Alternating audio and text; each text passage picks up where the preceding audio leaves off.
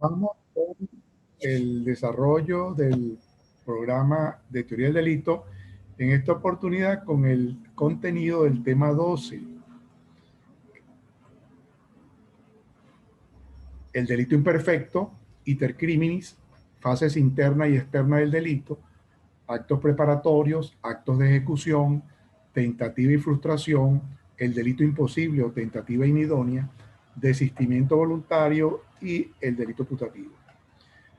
A propósito de que este tema es de lo siguiente. Además del delito consumado, que podemos denominar delito perfecto, también el legislador sanciona la conducta dirigida a cometer el delito y que comienza a manifestarse con actos de ejecución, a pesar de que el delito no se consuma por causas independientes de la voluntad del sujeto.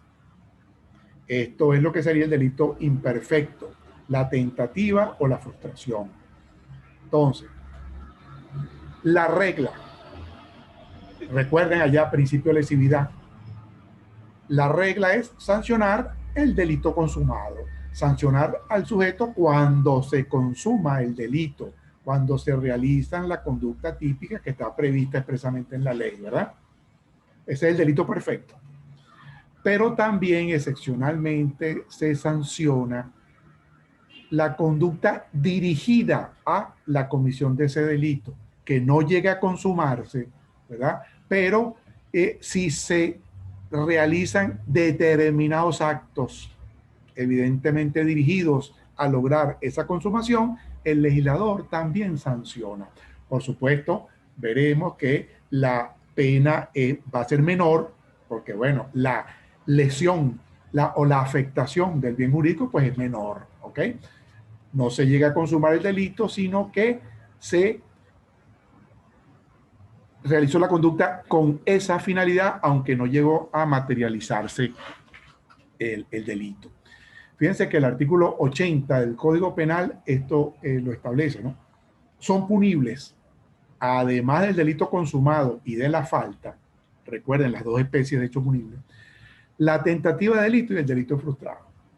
Entonces, no solamente se sanciona el delito consumado, no solamente se sanciona la falta, las dos especies de hechos punibles, sino que también se sanciona la tentativa de delito y el delito frustrado. La tentativa de delito y el delito frustrado son las especies del delito imperfecto. En otras legislaciones, simplemente como sinónimo de delito imperfecto se habla de tentativa. No se distingue entre tentativa y frustración, sino delito consumado y tentativa. Y dentro de la tentativa sí se habla de una tentativa acabada, que es el equivalente a nuestra frustración, y una tentativa inacabada, que es el equivalente a nuestra tentativa propiamente dicha. El mismo artículo 80 nos dice cuándo hay tentativa y cuándo hay frustración. Hay tentativa, dice el segundo párrafo del artículo 80, cuando con el objeto de cometer un delito ha comenzado alguien su ejecución por medios apropiados y no ha realizado todo lo que es necesario a la consumación del mismo por causas independientes de su voluntad. Y la frustración, hay delito frustrado cuando alguien ha realizado con el objeto de cometer un delito todo lo que es necesario para consumarlo y sin embargo no lo ha logrado por circunstancias independientes de su voluntad. Vayan ya pensando en similitudes entre tentativa y frustración y diferencias entre la tentativa y frustración. Insistiendo con lo del delito imperfecto. Relacionado con el delito imperfecto, hacemos la siguiente pregunta. ¿Cuándo la conducta del sujeto adquiere importancia para el derecho penal? ¿Cuándo estamos ante la presencia del delito imperfecto? Ya sabemos que no es el consumado, sí, pero ¿cuándo podemos empezar a hablar de delito imperfecto? Si el delito imperfecto supone que el delito no llega a consumarse. Esto lo tenemos claro, ¿no? Pero nos preguntamos, como tercer interrogante, ¿desde qué momento existe delito imperfecto? Sabemos, repito, el final. Hay un delito por allá consumado. Se consumó el delito, bueno, eso es delito perfecto. Ah, pero es que también se sanciona el imperfecto. Es que también se sancionan las conductas dirigidas a cometer el delito sin que se llegue a la consumación. Vale la pregunta. Bueno, ¿cuándo estamos en presencia de esa posibilidad? ¿Cuándo se nos puede sancionar por delito imperfecto? Esto tiene que ver con el iter criminis, el camino del delito, el recorrido del delito, el camino del crimen, recorrido criminal, iter criminis. Que podemos hacer la siguiente separación de ese camino que el sujeto transita para llegar a la consumación del delito. Podemos distinguir entre una fase subjetiva o interna que se desarrolla dentro del individuo, concluye con la decisión o la resolución de cometer el delito. En esta fase el individuo se plantea los pros y los contras, planifica, medita, reflexiona, ventajas, desventajas, me van a agarrar, no me van a agarrar, me conviene, no me conviene, todas estas cosas.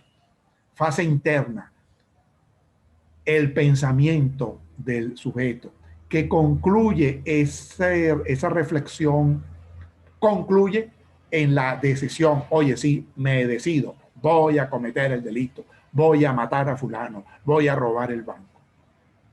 Esa es la fase interna, fase subjetiva. Pero también hay otra fase objetiva o externa. Ya la decisión del sujeto que tomó en la fase interna se exterioriza, se manifiesta en actos concretos en el mundo exterior. Fase interna y fase externa. La fase interna, vuelvo allá, no tiene relevancia para el derecho penal. Recuerden, principio de responsabilidad por el hecho. Los pensamientos no delinquen. El derecho penal no se introduce, no se inmiscuye en esa fase interna. ¿Ok? Podemos pensar, podemos reflexionar, podemos incluso todo el proceso para decidir cometer un delito. No somos todavía punibles. ¿Ok? Entonces, la fase subjetiva o interna, por aquello de que los pensamientos no delinquen, no tiene relevancia para el derecho penal. En cambio, la fase externa, aquella en la que ya se exteriorizan con actos concretos que se producen en el mundo exterior, se concreta la decisión tomada en la fase interna. Algunos de esos actos exteriores no tendrán en principio relevancia para el derecho penal. Son los denominados actos preparatorios, como veremos.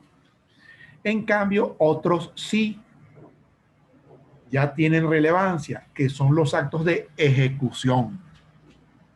Entonces, dentro de la fase externa vamos a diferenciar entre actos preparatorios y actos de ejecución. Los actos preparatorios son exteriores también, pero preparatorios de la comisión del delito. En principio no son punibles. Solo en casos excepcionales,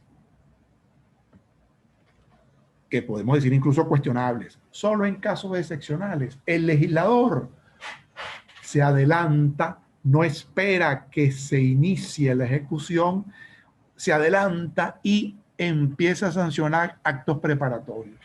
Actos meramente preparatorios que, repito, en principio no son punibles, solamente lo son en nuestra legislación por excepción, y esas excepciones pudieran cuestionarse por el principio de lesividad incluso. ¿Okay? Figuras representativas de estas excepciones. El delito de complot previsto en el artículo 163, por ejemplo, del Código Penal. El delito de instigación a delinquir, 283. El delito de agavillamiento, 286. El delito de porte ilícito de armas, previsto en la Ley para el Desarme y Control de Armas y Municiones. Son actos preparatorios punibles por excepción. Son actos, repito, preparatorios que el legislador sanciona Mire, por excepción, veamos el caso del delito de agavillamiento. Ustedes habrán oído, en el próximo semestre pues ampliaremos esto.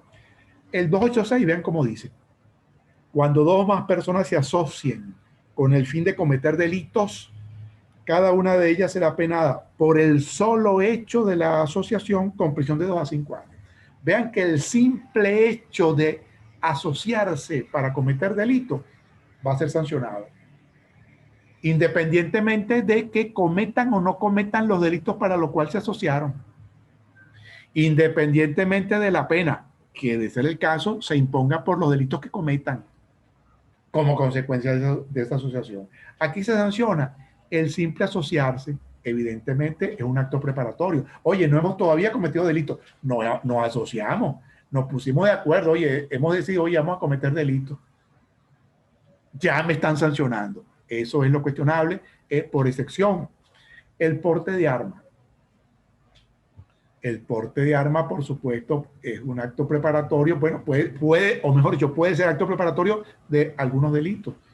Bueno, es que yo tengo el arma, compré un arma, saqué mi porte porque yo voy a matar mañana a fulano, porque voy a robar. Ah, pero el simple hecho de tener un arma sin porte,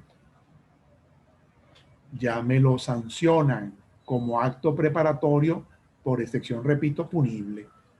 ¿Ok?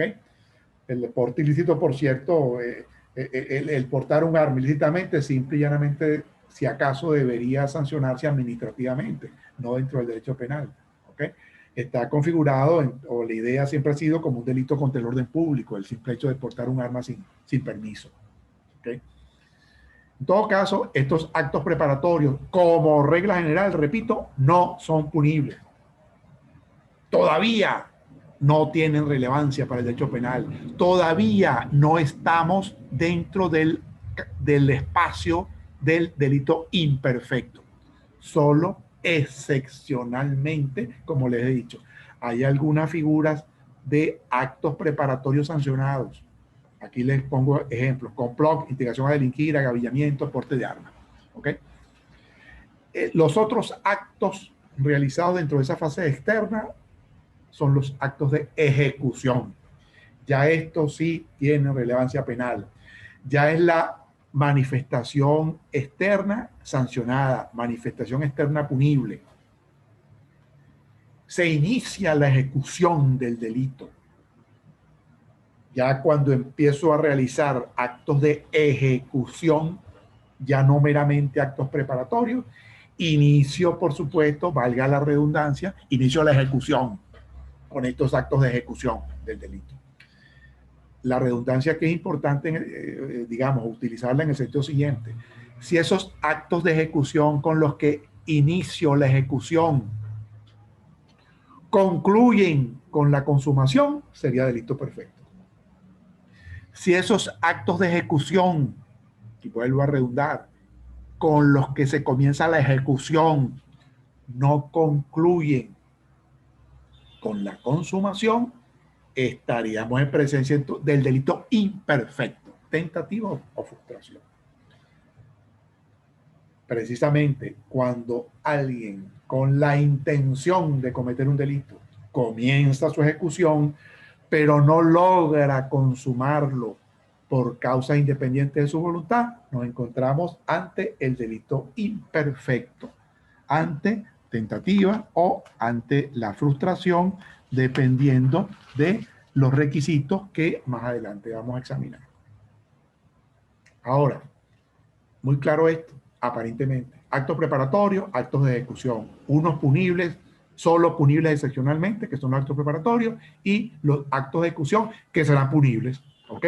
Bien se consuma el delito o bien no se consuma, porque serán punibles como delito perfecto o como delito imperfecto. Ahora, importante la pregunta: bueno, pero ¿cómo diferenciar cuando estamos ante la presencia de un acto de ejecución, cuando estamos ante la presencia de un acto preparatorio? De manera de saber, mira, un homicidio, fase interna, yo reflexioné, lo pensé mucho, vi ventajas, desventajas, los pros, los contras, todas estas cosas, decidí, ya, terminó mi fase interna, decido matar a Pedrito.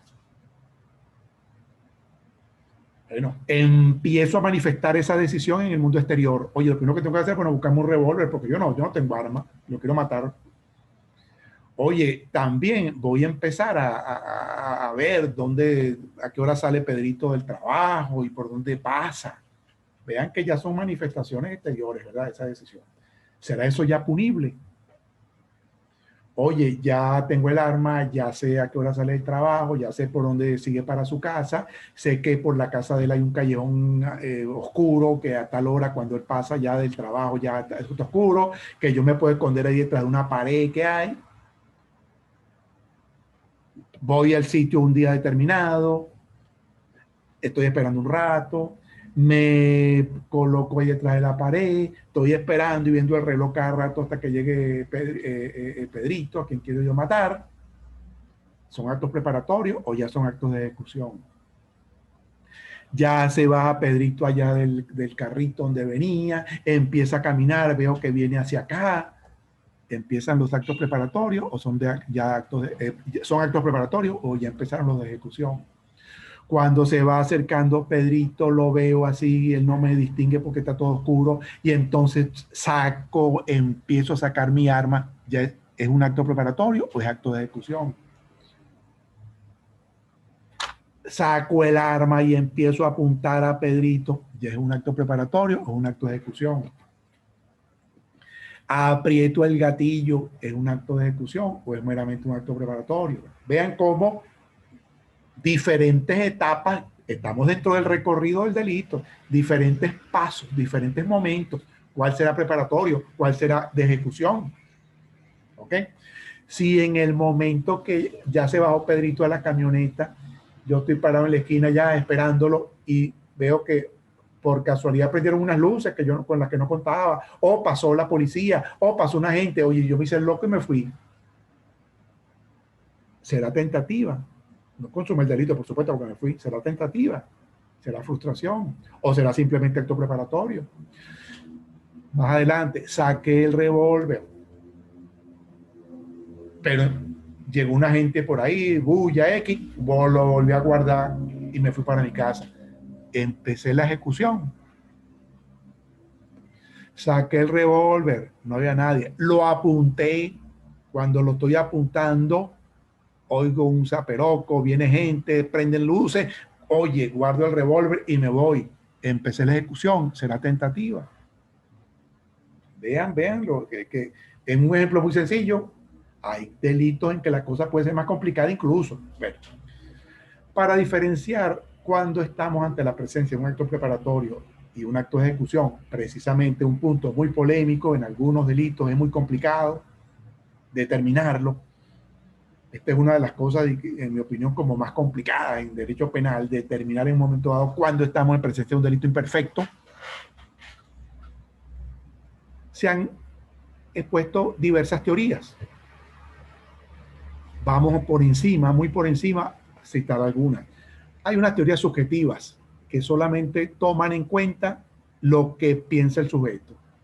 Específicamente, una de ellas, la que tiene que ver con el conocimiento del plan del autor. La única manera de determinar si era un acto preparatorio o era un acto de ejecución es conocer cabalmente el plan del autor y según ese plan, según la manifestación, la voluntad del sujeto, determinar si estamos en la presencia de un acto preparatorio o de un acto ya de ejecución. Bueno, mire, demostrado según ese plan del autor que el primer punto de ese plan era ir a comprar el revólver y lo compró y lo acaba de comprar. Bueno, mire, según el plan, evidentemente ya esa manifestación de voluntad del autor está directamente vinculada con la comisión de un delito, precisamente según el plan. Quiero comprar mi revólver como primer paso para concluir allá en la consumación de la muerte de Pedrito, que es lo que yo quiero. Bueno, evidentemente, si tomamos en cuenta ese plan del autor, esa manifestación de voluntad del autor, pudiéramos hablar que ya es un acto de ejecución porque ya se está ejecutando ese plan de él. Pero evidentemente esto sería muy digamos, cuestionable, porque se va a hacer depender la comisión la sanción penal, incluso la intervención penal de lo que piense el sujeto. ¿Ok? Oye, porque en el caso, ese mismo día, otro señor compró un revólver para tenerlo en su casa, pues, porque quiere tener un revólver. A lo mejor ese señor, después de a la semana, decidió, oye, ya que tengo un revólver, voy a matar a fulano o voy a robar un banco. Vean cómo lo inequívoco de ese acto de comprar el revólver, no vinculado, porque si revisamos el plan del autor, pues eso no sería un acto de ejecución, sino en caso tal un acto preparatorio. Pero en todo caso, no puede vincularse, no puede supeditarse la decisión de la intervenir penalmente o no, sancionando como delito imperfecto una conducta, dependiendo de lo que el autor haya pensado. Esta teoría subjetiva, descartada totalmente. Hay teorías objetivas también, que ya ven lo concreto, lo externo, ya no la parte subjetiva, ¿verdad? Objetivas, hay objetivas formales, principalmente la que establece que el acto de ejecución digamos, se relaciona o simboliza el comienzo de la ejecución del tipo penal. Cuando se empieza a realizar la conducta que sanciona el tipo penal, ahí estamos en presencia de un acto de ejecución. Por ejemplo, en el homicidio, según la teoría objetivo formal, los actos de ejecución se iniciarían o coincidirían con el inicio de matar. Cuando yo empiezo a matar, ahí comienza la ejecución. Cuando yo empiezo a robar, comienza la ejecución del delito de robo. Evidentemente, esta teoría objetivo formal es, como algunos autores han dicho, tautológica. Bueno, yo inicio el homicidio cuando inicio el homicidio. No me está diciendo nada. La ejecución del delito de homicidio se inicia cuando se empieza a matar. La ejecución del delito de robo se inicia cuando empiezo a robar. No me está respondiendo nada porque yo inmediatamente voy a preguntar, bueno, ¿y cuándo empiezo a matar? ¿Y cuándo empiezo a robar? O sea, no me está resolviendo nada esta teoría objetivo formal. Hay las teorías de objetivos materiales, varias teorías, principalmente. Una que distingue, y una muy antigua, que es la teoría clásica, una muy antigua que distingue entre actos equívocos o inequívocos. Los equívocos, los que pueden relacionarse con cualquier finalidad, son actos preparatorios. En cambio, los inequívocos, los que de manera precisa, de manera inequívoca, sin ambigüedades, sin duda, evidentemente están dirigidos a la comisión del delito, ya esos serían actos de ejecución. Yo fui a comprar el arma. Bueno, objetivamente visto ese hecho, eso es equívoco. Bueno, este señor, aquí está demostrado, compró un arma tal día.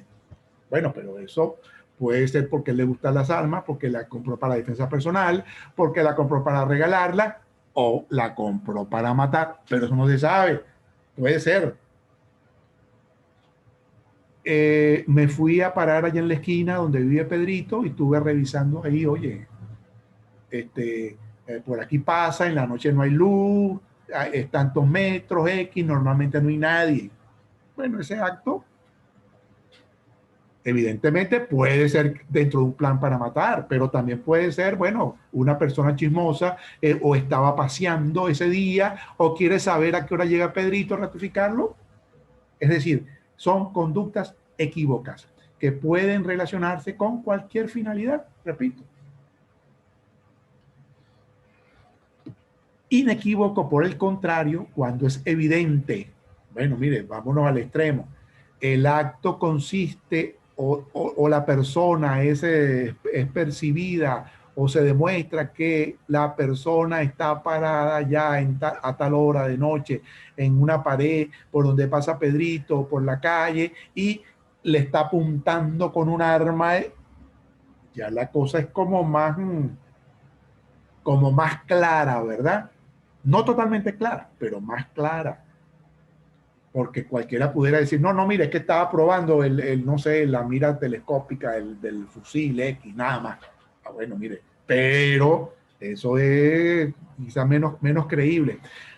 Más relacionado lo vemos, es decir, parecería más inequívocamente dirigida a matar a Pedrito. Vean en todo caso que, aunque más precisa esta teoría, oye, pudiera haber casos en que sea difícil determinar o diferenciar entre lo equívoco y lo inequívoco. ¿Ok? Mira, la persona fue captada en el momento o el camino del crimen, el camino del delito se paró, se paralizó en el momento en que fulano estaba con violencia despojando de la ropa a la niña de 10 años. La había sometido físicamente y le estaba desgarrando las ropas y la niña lloraba y eso es equívoco o inequívoco. Si pensamos, por ejemplo, en violación, ustedes dirán, bueno, claro, no, eso parece que era para violarla. Yo digo, bueno, ¿y si era simplemente para cometer actos lascivos? ¿O era simplemente para ejercer violencia física hasta ahí contra la persona? Vean incluso este ejemplo que nos parece como más claro, todavía pudiera haber, o sea, como que nos faltaría algo más para declarar la inequivocidad con respecto a la violación, por ejemplo, la inequivocidad de esos actos. En todo caso, vean, pero nos estamos más acercando, es como más preciso esto, ¿ok? Evidentemente equívoco dentro de este ejemplo. No, miren, la persona fue, digamos, capturada en el momento en que él estaba parado en la esquina de la casa de la niñita de 10 años. Estaba parado allá mirándola. No, mire. Entonces eso es tentativa de violación. ¿Por qué?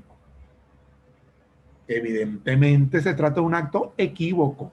Mire, yo estoy parado ahí, bueno, y estoy viendo a la niñita. ¿Por qué? Bueno, porque quiero ver a la niñita. ¿Pues cuál es el problema? ¿Me explico? O sea, vean cómo en este camino criminal puede haber en los actos exteriores equivocidad o inequivocidad. Dentro de las teorías de objetivos materiales también la del ataque al bien jurídico. Cuando se empiece a poner en peligro al menos el bien jurídico protegido, ahí empiezan los actos de ejecución. Claro, es como más preciso esta explicación, pero también hay casos concretos en que será como muy... En el caso del hombre que está sometiendo físicamente a la niña y le está desgarrando ya la ropa, se empezó a atacar el bien jurídico protegido por el delito de violación, o el bien jurídico protegido por actos lascivos, o el bien jurídico libertad protegido por el delito de violencia. ¿Ok? A pesar de que es algo como más concreto, más objetivamente concreto, puede haber todavía polémica. Y hay las teorías mixtas, que unen lo subjetivo con lo objetivo. El ejemplo de esta teoría, la denominada teoría objetivo individual, que al plan del autor demostrado, ese plan del autor demostrado qué era lo que quería, cuál era la finalidad, cuál era la intención del autor, la unimos eso con el comienzo de penetración en el tipo, pues de iniciar la ejecución del tipo e empezar a realizar la conducta sancionada, ahí fuera como más claro. Si a ese señor que está violentando físicamente a la muchacha, la tiene sometida, le está desgarrando la ropa, demostramos además, unimos además con evidencia de que su plan era acceder carnalmente, ya la cosa empieza a variar. ¿Ok? O no, mira, él estaba haciendo eso porque es la manera que utiliza normalmente, según el plan, con otras evidencias.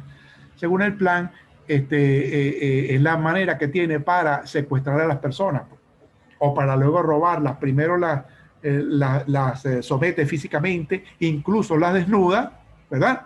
para tenerlas ahí sometidas y él pueda robar. Ah, bueno, mire, ya ahí la cosa va variando de delito, ¿ok? Unimos la demostración, evidencia de qué era lo que quería este señor, cuál era su finalidad, con actos objetivos de inicio de, digamos, de materialización de la conducta sancionada. Por encima, estas teorías, ¿ok? Repito, habrá delitos, hay algunos delitos muy complicados en este aspecto y además, delitos complicados, modalidades concretas de ejecución que, oye, a veces puede ser difícil. En la mayoría de los casos no es tanto, pero puede haber casos polémicos. El profesor Rodríguez Morales, por cierto, destaca, pone de manifiesto, y yo creo que es importante siempre recordarnos esto. Bueno, yo entiendo que aboga más por esta teoría mixta, siempre en estas mixturas muchas veces está la verdad, porque toman la ventaja de las diferentes teorías. La teoría está objetivo individual, pero resalta lo que él denomina la teoría de la realización parcial típica. Parcial porque estamos como delito imperfecto, ¿verdad? Pero tomando en cuenta la imputación objetiva. Cuando se inicia como para determinar si la conducta es típica, recuerden que tenemos que ver si efectivamente se ha creado un riesgo contra el bien jurídico protegido y ese riesgo es el que se materializa en el resultado producido.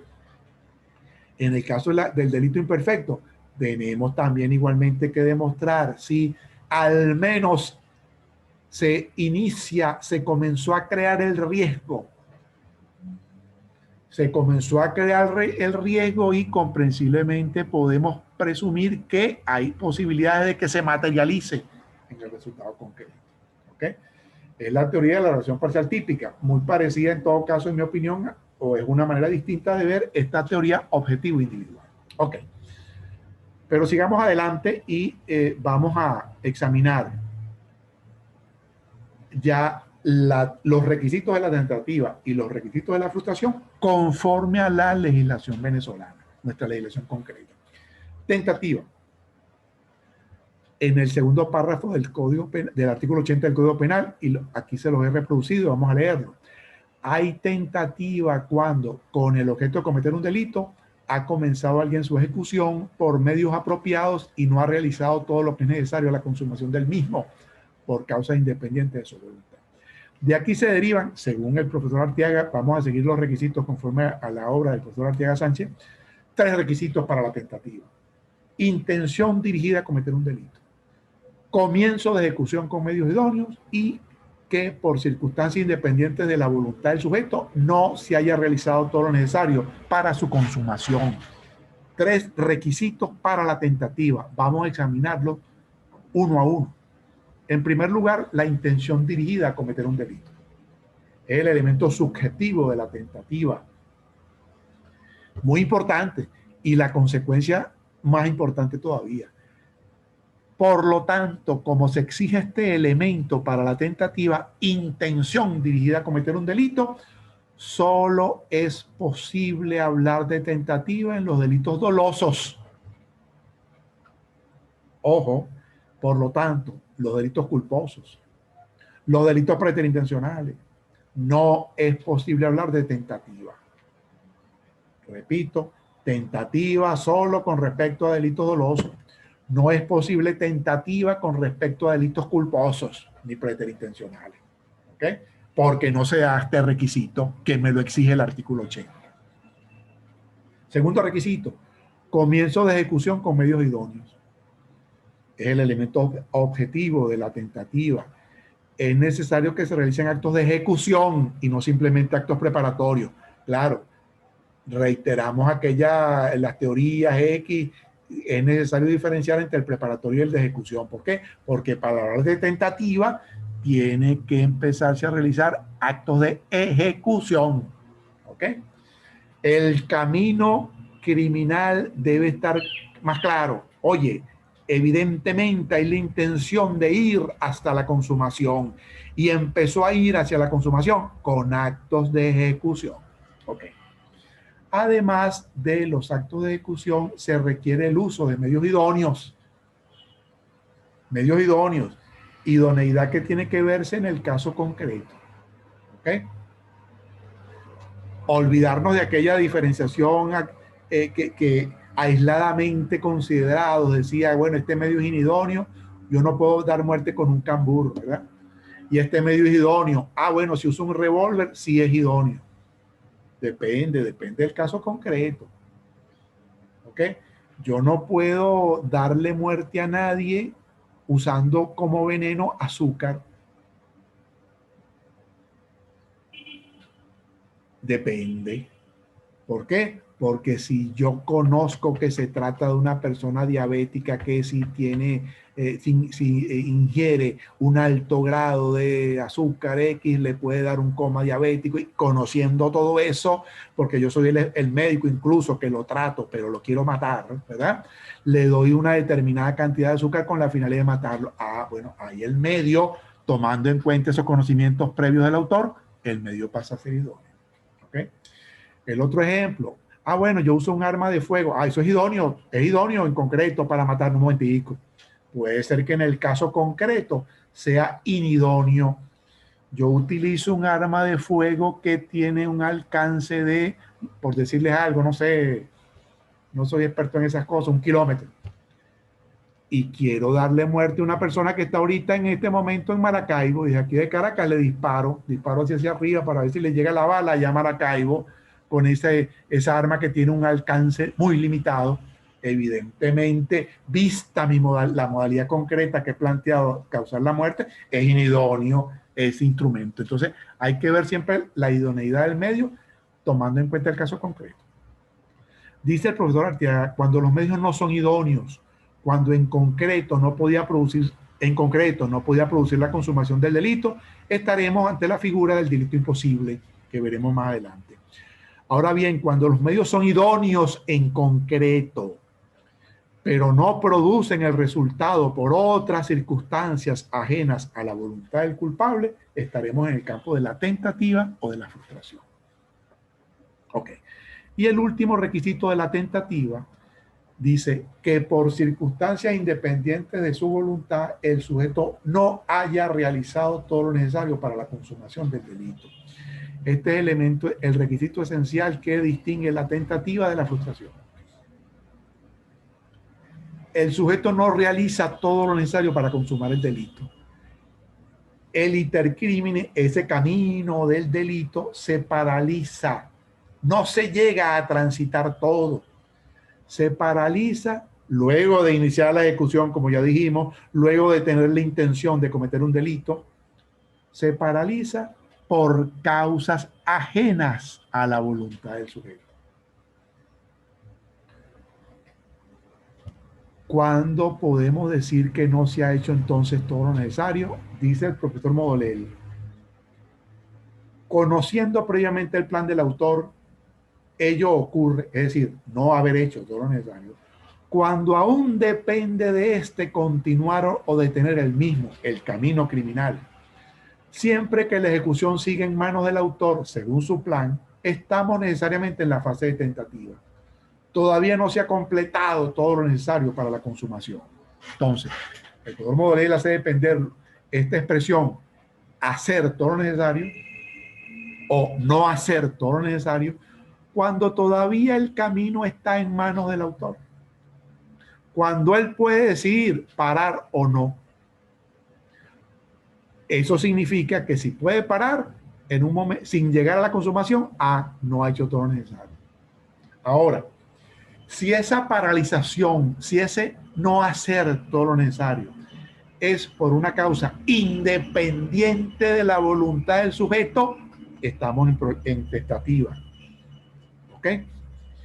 O cuando esa paralización, ese no hacer todo lo necesario, es consecuencia de una decisión del sujeto, no hay tentativa punible, sino será la tentativa desistida. ¿Ok? Ejemplo. En el momento en el que yo iba matando a Pedrito por allá, estaba detrás del equipo, saqué el revólver, vi a Pedrito que venía, lo empiezo a apuntar y cuando ya le voy a disparar, me baja la mano al policía que me descubrió. Inicié la ejecución. Vamos, yo creo que sí. El camino criminal no lo recorrí totalmente por una causa independiente de mi voluntad. El policía me descubrió, me agarró y me quitó la mano y me quitó el revólver. No fue porque yo quise, fue porque el policía me agarró. Ahí es tentativa. Otra manera, yo lo vi, lo apunté, lo estaba viendo, oye, ya le voy a disparar. No, yo libremente decido, no hay ningún policía libremente, no. Prefiero matarlo el fin de semana, chico. Hoy no, me meto mi revólver en el bolsillo y me voy. Vean que el camino criminal se paralizó, pero por una causa dependiente de mi voluntad. Yo fui el que decidí no continuar en ese camino criminal, no continuar en la tentativa. Eso no es la tentativa punible en este caso, sino se hablará de tentativa desistida, que está prevista en el artículo 81. Si voluntariamente desiste el agente de continuar en la tentativa, solo incurre en pena cuando los actos ya realizados constituyan de por sí otro u otros delitos o faltas. En el caso concreto, yo tenía mi porte, por cierto, para descartar eso. Yo tenía porte lícito. Yo había sacado mi permiso. Pero voluntariamente, repito, decidí, luego que estaba apuntando, ya le iba a disparar, decidí yo, no, yo lo mato el fin de semana. Lo hecho hasta ese momento no constituye delito y no es tentativa punible porque la no consumación, porque la paralización del camino criminal dependió de mí, no fue una causa ajena a mi voluntad, no fue por una causa independiente de mi voluntad, que es el requisito para que hablemos de tentativa punible. Que por circunstancias independiente de su voluntad, el sujeto no haya realizado todo lo necesario para la consumación. ¿Ok? Si el camino criminal se paraliza, si no se llega a hacer todo lo necesario por causas independientes de la voluntad del sujeto, eso es tentativa punible. Por el contrario, si no se hace todo lo necesario, si el camino criminal se paraliza antes de la consumación por una causa dependiente de la voluntad del sujeto, esa es la tentativa desistida, que solo será sancionada si lo hecho, lo poquito que se había hecho, configura por sí otro delito. Yo quiero introducirme en una vivienda para hurtar. Y en la noche brinco la pared y me meto en la casa. Dentro de la casa me entra la luz divina. Oye, no, caramba, ¿yo qué estoy haciendo? Esto es malo, esto es delito. Yo no voy a hurtar. Me devuelvo para mi casa, me salí. Voluntariamente desistí de continuar en el camino criminal que me conducía al hurto. Entonces, hurto no es, porque el camino criminal se paralizó por mi voluntad, por una causa dependiente de mi voluntad. Es la tentativa desistida, artículo 81. ¿Ok? Que será delito, repito, seré sancionado solo si lo que había hecho hasta ese momento era de por sí un delito. Por hurto no me sancionarán, pero si me sancionara, por ejemplo, por violación de domicilio, porque el simple hecho de haberme introducido fraudulentamente, arbitrariamente, sin autorización del que la puede dar para entrar a esa vivienda, ya eso configura el delito de violación de domicilio. Entonces, no me sancionarán por hurto, sería un hurto, digamos, calificado, sino por violación de domicilio, simplemente. Ok. Estos serían los elementos, los requisitos de la tentativa. Vamos a ver la frustración. En el mismo artículo 80, tercer párrafo. Hay delito frustrado cuando alguien ha realizado con el objeto de cometer un delito todo lo que es necesario para consumarlo. Diferencia con la tentativa. Y sin embargo, no lo ha logrado por circunstancias independientes de su voluntad. La frustración evidente es, llego más allá, llego más cerca del delito consumado. La tentativa está más lejos del delito consumado. En la tentativa se hizo menos. Se inició la ejecución, pero hice menos. En la frustración inicié la ejecución, hice más. Casi llegué a la consumación. Tanto que hice todo lo necesario. Lo que pasa es que por causas ajenas a mi voluntad no se logra la consumación. Requisitos según Arteaga Sánchez para la frustración. Intención dirigida a cometer un delito. Que el sujeto haya realizado todo lo que es necesario para la consumación del hecho. Y tercero, que la consumación no se logre por causas independientes de la voluntad del sujeto. 3 requisitos. Igual, vamos a examinarlo uno a uno. Primer requisito, la intención dirigida a cometer un delito. Ya lo examinamos. Igualito que en la tentativa. Es el elemento subjetivo de la frustración que determina, que tiene como consecuencia que solo en los delitos dolosos es posible hablar de frustración. En los culposos no hay frustración, en los preterintencionales no hay frustración. Esto siempre, recuérdenlo, nunca se olviden de esto. No es posible hablar de, no, fue un homicidio culposo en tentativa. Eso no existe. ¿Ok? No explico más porque reitero lo dicho antes. Segundo requisito, que el sujeto haya realizado todo lo que es necesario para la consumación del hecho. Aquí no es suficiente entonces que comience la ejecución, sino que se haya realizado todo lo necesario. Vean que aquí diferenciamos de la tentativa. La tentativa no se hizo todo lo necesario. Aquí sí se hace todo lo necesario. Todo lo necesario objetivamente considerado, ¿ok?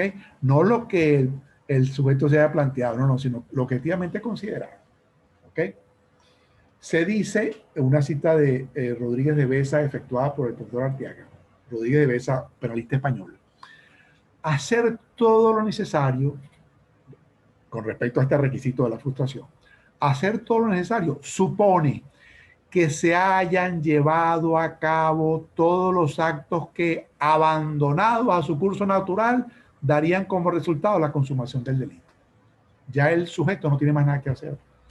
Ya el camino criminal que conduce a la consumación no está en manos del sujeto. Recuerden la cita del profesor Modolel allá cuando hablamos de la tentativa. Siempre que estuviera en manos del sujeto, parar o no, no se ha hecho todo lo necesario. Si ya no está en manos del sujeto, sino simplemente esperar el curso natural de las cosas, ya el sujeto no puede hacer más nada, ahí estamos ya en este requisito. Ya se hizo todo lo necesario. Yo apunté a Pedrito, oye, todavía yo puedo parar, tanto que si decido no disparar, no apretar el gatillo, bueno, voluntariamente desistir. En cambio, si apunto a Pedrito, aprieto el gatillo, sale el proyectil, ya en mis manos no está parar o no. Ya en mis manos no está, ya no tengo que hacer más nada, sino simplemente esperar el curso natural de las cosas. Sentarme allá tranquilito, esperar que el proyectil llegue, ingrese al cuerpo de Pedrito y le produzca la muerte. Ya yo no puedo hacer más nada. Es decir, ya yo hice todo lo necesario en el caso concreto, ¿ok? Mi modalidad concreta, objetivamente considerada, darle muerte con un arma de fuego, bueno, disparé, apreté el gatillo, salió el proyectil, tengo que esperar simple y llanamente, repito, el curso natural de las cosas. Ya yo hice todo lo necesario. Sentarme a esperar que el proyectil entre en el cuerpo de Pedrito y lo mate. Nada. Este requisito dentro de la exigencia de hacer todo lo necesario, debemos suponer que se utilizaron medios idóneos, porque si el medio es inidóneo, no se puede hablar de hacer todo lo necesario. ¿Ok? Yo no puedo hacer todo lo necesario para matar si utilizo un cambur. apunto con un cambur, le disparo con un cambur, evidentemente que no. Yo no puedo haber hecho todo lo necesario para matar disparándole, pero con una pistolita de agua. ¿Ok? Entonces, este requisito de hacer todo lo necesario supone haber utilizado medios idóneos. Ok. Y el tercer requisito, ojo, a pesar de que se hizo todo lo necesario y con la intención de cometer el delito, la consumación no se logra por causas independientes de la voluntad del sujeto. ¿Ok? En este sentido, igual que de alguna manera similar a la tentativa. La tentativa lo que pasa es que no se había hecho todo lo necesario. ¿Ok? Aquí se hizo todo lo necesario, pero a pesar de ello no se logra la consumación por causas independientes, ojo, causas ajenas al sujeto. Las circunstancias ajenas al individuo actúan luego de que él hizo todo lo necesario. Desistimiento, aquí no es posible. ¿Por qué? Porque ya hice todo lo necesario, ya no me puedo echar para atrás, ya no depende de mí, no puedo desistir. En cambio, sí puede ser posible el arrepentimiento, que es cosa distinta. Hay algunos autores que lo ponen el arrepentimiento como un sinónimo de desistimiento. Yo creo que son dos cosas distintas. Yo decido ir de Caracas a Maracay, ¿verdad? A mitad de camino, cuando voy por Los Teques, por Tejería, algo allá, digo, no, que vaya, como que ya es tarde, X, allá hace mucho calor, desisto. Todavía tengo tiempo, todavía iba en el camino y me devuelvo. En cambio, si decido ir de Caracas a Maracay, me voy a Maracay, empiezo el transporte, tal, llego a Maracay. Estando en Maracay, puedo decir, desisto de venir a Maracay. ¿Qué desisto si ya llegué? Ya hice todo. Lo que puedo hacer es arrepentirme, conchole, me arrepiento, aquí se hace calor, no debía haber venido. Eso es otra cosa. Ok. Ahora, el arrepentimiento, en los casos de haber hecho todo lo necesario y no se ha consumado el delito, puede ser que tenga la misma consecuencia de la tentativa desistida, del desistimiento en la tentativa, es decir, la no punibilidad a menos que lo hecho ya configure un delito. Solo si ese arrepentimiento es activo, es decir, obedece a se manifiesta en una conducta activa del sujeto, y además es eficaz, es decir, impide que se consuma el delito a pesar de que ya el sujeto había hecho todo lo necesario. Activo. No es que me arrepiento y me puse allá simplemente a rezar en actitud meramente pasiva. No, no, no. Me arrepentí, pero activamente traté de impedir que se consumara el delito. ¿Ok? A pesar de que ya yo había hecho todo lo necesario, a pesar de que yo estaba esperando nada más el curso natural de las cosas. Si esa conducta activa tiene éxito, es decir, si logro por mi conducta, como consecuencia de mi conducta activa, impedir la consumación, podemos decir que fue eficaz. En ese caso, no me sancionan, a menos que lo hecho constituya por sí otro delito. Fíjense estos ejemplos. Alguien lanza al mar a otro para que se ahogue y lo lanzó. Sabe que conoce que no sabe nadar y bueno, lo lanzó a él. Luego de eso, sentado esperando que el hombre ya se ahogara, oye, decide regresar al sitio, se lanza y lo salva. Efectivamente lo salva de morir ahogado. Otro ejemplo, un médico hiere a otro con intención de matarlo, a otra persona. Bueno, a otro médico, pero lo que es. Pero inmediatamente lo atiende y lo salva. En ambos casos se había hecho todo lo necesario. Había que esperar simplemente el curso natural de las cosas para que la consumación se produjera. El hombre se ahogara y este se muriera aquí el herido mortalmente, ¿verdad? Lo que pasa es que el mismo sujeto activamente se lanza allá al mar y lo salva a quien quería antes matar. El mismo médico que había hecho todo lo necesario para matar al otro, inmediatamente lo atiende y lo salva. Vean que luego de haber hecho todo lo necesario en ambos casos, la consumación no se produce, pero por una causa dependiente de la voluntad del sujeto. ¿Esto qué nos dice? Ah, bueno, mire, frustración no será. ¿Por qué? Porque la frustración exige causa independiente de la voluntad. Y aquí la consumación no se produce en estos dos ejemplos por una causa dependiente de la voluntad del sujeto. ¿Habrá frustración? No hay frustración precisamente por eso. Porque la consumación no se produce a pesar de haber hecho todo lo necesario, no se produce la consumación por una causa dependiente de la voluntad del sujeto. ¿Habrá tentativa? No hay tentativa tampoco. ¿Por qué? Porque la tentativa supone no haber hecho todo lo necesario. Y aquí se hizo todo lo necesario. Entonces no hay ni frustración ni hay tentativa. ¿Ok? Por lo tanto, en estos casos de arrepentimiento activo y eficaz, que se logre por una causa dependiente de la voluntad del sujeto, se logre impedir la consumación. No hay sanción. La misma consecuencia del artículo 81 del Código Penal. Solamente habrá sanción si lo ya hecho constituye de por sí otro delito. Seguramente ese que estuvo ahogando, mire, a lo mejor se le produjeron unas lesiones por el poco de agua salada, a lo mejor tuvo un tiempo sin respirar, unos segundos, y alguna lesión le causó.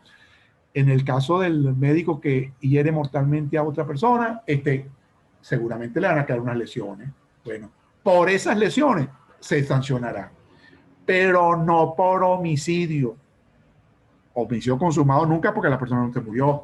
Homicidio frustrado nunca, porque la consumación no se produjo por una causa independiente, sino se produjo por una causa dependiente de la voluntad del sujeto. Homicidio tentado tampoco. ¿Por qué? Porque en ambos casos el sujeto hizo todo lo necesario. Piensen sobre estos ejemplos, inventen otros y reflexionen. ¿Ok? Dos figuras muy relacionadas con este tema: delito imposible o tentativa inidónea. Vean que hemos hablado de tentativa punible, que es la que más ampliamente explicamos, la tentativa desistida no punible, que es la del 81, y esta es la tentativa inidónea, que tampoco es punible, el delito imposible. Cuando los medios no son idóneos de forma alguna, o existe inidoneidad del objeto material, o inexistencia del sujeto pasivo, matar a un muerto, apoderarme de lo que es mío, el delito nunca podrá consumarse. Se trata del delito imposible o tentativa inidónea. Aquí es algo distinto. No hay sanción, pero porque es delito imposible. Querer matar a un muerto, ya la persona estaba muerta, es imposible matarla, independientemente de que yo tuviera la intención de matarlo, porque el resultado debe producirse en una persona, es decir, en un ser vivo. Yo no puedo darle muerte a una persona que ya está muerta, valga lo obvio. Y otra figura muy parecida, delito putativo. No tiene ninguna relevancia dentro del derecho penal, es la nada dentro del derecho penal. Se realiza una conducta bajo la creencia, aquí al revés, bajo la creencia de que es delito. Recuerden que hemos visto casos en que yo realizo una conducta creyendo que no es delito. Aquí resulta que la realizo creyendo que es delito, cuando en realidad no es así. Se trata en este caso, dice el profesor Arteaga, de un error que recae sobre la existencia de una norma incriminadora. El sujeto cree que existe la norma que incrimina su hecho, lo que no es cierto por faltar en absoluto tal norma y no ser por tanto delictivo el hecho. Simple y llanamente, yo creo que estoy cometiendo un delito, pero no estoy cometiendo ningún delito porque no hay ninguna norma que diga que eso es delito. Por ejemplo, dos personas adultas mantienen relaciones sexuales consentidas, pero oye, no quieren que nadie sepa porque creen que eso es delito. No, eso no es delito. Más concreto, relaciones homosexuales entre personas adultas con pleno consentimiento, eso no es delito. ¿Ok? Y a lo mejor las personas, oye, están asustadas, están temerosas, lo hicieron escondido, creyendo que Eso no es delito. Delito putativo. Solamente existe tal delito en la mente de la persona. No existe en la ley. ¿Ok? Para concluir este tema, las consecuencias de esto de la tentativa y la frustración, las consecuencias del delito imperfecto, tiene que ver en cuanto, con respecto a la sanción. Fíjense lo siguiente. Dijimos al inicio del tema que la regla es sancionar el delito consumado, el delito perfecto, cumpliendo a cabalidad con el principio de lesividad. También se sanciona, el mismo artículo 80 nos lo dice, la tentativa y la frustración. No se llega a consumar el delito, pero basta que se trate, que cumplan los requisitos de la tentativa y la frustración. En general, los requisitos del delito imperfecto o no consumado para que también se sancione, conforme al artículo 80 del Código Penal. Ahora, la parte especial, esto es importante, la parte especial del derecho penal, la que establece la lista de delitos de tipos penales, normalmente se refiere, pueda que excepcionalmente haya algo que se refiera a tentativa. Normalmente se refiere al delito consumado. El que haya dado muerte a alguna persona será sancionado con tanto. Como se refiere normalmente al delito consumado, la pena que está prevista es la referida al delito consumado. Vale entonces preguntarse, bueno, ¿y cuál sería entonces la pena para el tentado? ¿Y cuál sería la pena para el frustrado? Es decir, ¿cuál sería la pena ante casos de delito imperfecto? Nos lo dice el artículo 82, que se aplica a cualquiera de los delitos que están en la parte especial, que su naturaleza admita la posibilidad de frustración y de tentativa. Porque, ojo, hay figuras delictivas, eso lo veremos en la parte especial, en delitos especiales, hay figuras delictivas que no admiten frustración, hay otros que no admiten ni tentativa ni frustración, ¿ok? Incluso siendo dolosos, ¿no? Ya descartamos, dijimos, los culposos y los preterintencionales, pero incluso algunos delitos dolosos no admiten frustración, la estafa, por ejemplo, solo admite tentativa, veremos cuando se expliquen delitos especiales, ¿verdad? Hay algunos delitos que no admiten ni tentativa ni frustración. Se habla de la injuria oral, por ejemplo. ¿Ok? Bueno, ¿cuál es la consecuencia entonces? Fíjense, con respecto a la pena. El artículo 82 nos dice, en el delito frustrado se rebajará la tercera parte de la pena que hubiera debido imponerse por el delito consumado, que es la que está señalada en la parte especial, ¿verdad? Atendida a todas las circunstancias. Y en la tentativa del mismo delito se rebajará de la mitad a las 2/3 partes, salvo en uno y otro caso, disposiciones especiales. Entonces, tomando en cuenta la pena por el delito consumado, que es la que está señalada en la parte especial, excepcionalmente, y allá expresamente se dice, podrá hacerse una referencia a una modalidad de tentativa, y esa es la disposición especial que se aplicaría, ¿verdad? Pero en general, la referencia es al delito consumado. A esa pena por el delito consumado, si estamos en caso de tentativa, más alejados de la consumación, la rebaja será de la mitad a las 2/3 partes. ¿Ok? Tomamos en cuenta la pena por el delito consumado, le rebajaremos o la mitad o las 2/3 partes. En cambio, cuando estemos en presencia de la frustración más cercana a la consumación, por lo tanto la rebaja de pena va a ser menor, se rebajará solo la tercera parte. ¿Ok? Mire, la pena son 6 años y es tentativa. Ah, bueno, le podemos rebajar de 3 a 4 años.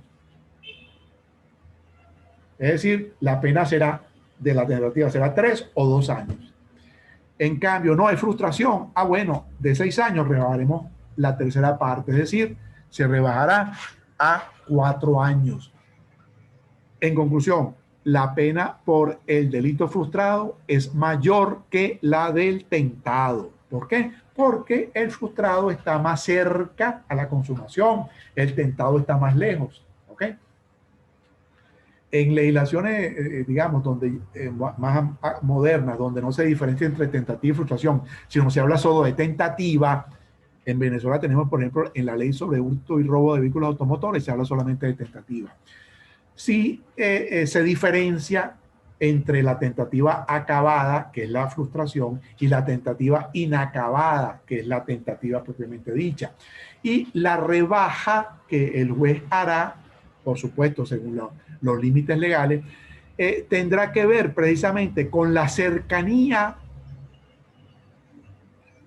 del momento de consumación. Si el sujeto, por lo tanto, recorrió más camino criminal y llegó casi a la consumación, oye, su rebaja será muy pequeña. En cambio, si el sujeto, a pesar de transitar el camino criminal ya con acto de ejecución, llegó más lejos, estuvo más lejos del momento de consumación, aunque ya dentro del ámbito de lo punible del delito imperfecto, pues la rebaja será mayor, la rebaja de pena, cumpliendo a cabalidad, por supuesto, con el principio de lesividad y el principio de proporcionalidad de la pena. Bueno, con esto